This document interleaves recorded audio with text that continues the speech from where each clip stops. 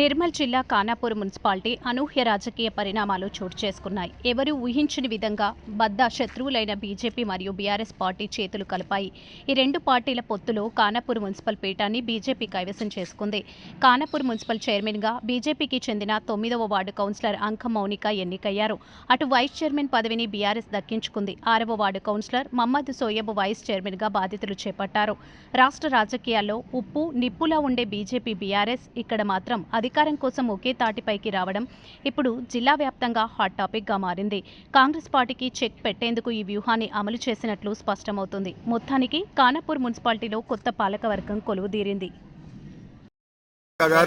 మరియు టిఆర్ఎస్ అయితే vice chairman గా షోయబ్ హుస్సేన్ గారిని ఈరోజు ఎన్నుకోవడం జరిగింది.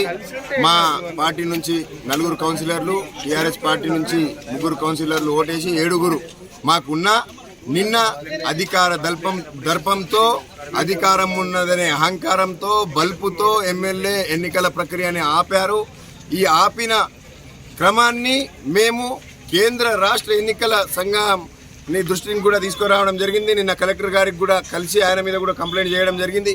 ఆయన ఒక ఓటర్ మాత్రమే, ఇక్కడ ఎన్నికల ప్రక్రియలో ఆయన ఎమ్మెల్యే కాదు. ఆయనకు ఒక ఓటు అవకాశం వచ్చింది, ఓటర్లా వ్యవహరించాలి. కానీ ఒక అధికార పార్టీ ఒక రౌడీగా వ్యవహరించి నిన్న ఎన్నికల ప్రక్రియను ఆపగలిగావు. కానీ నువ్వు ఒకటి గుర్తుపెట్టుకో, నువ్వు ఎన్నికల ప్రక్రియను ఆపగలిగావు కానీ మా గెలుపును ఆపలేవు అని నిన్ననే చెప్పినా ఈరోజు నిరూపించుకున్నాము.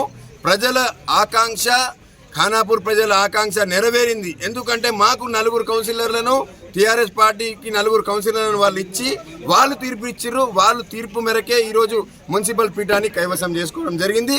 దీనికి సహకరించే మా రాష్ట్ర అధ్యక్షులు మన రామచంద్రరావు గారికి, కేంద్ర మంత్రి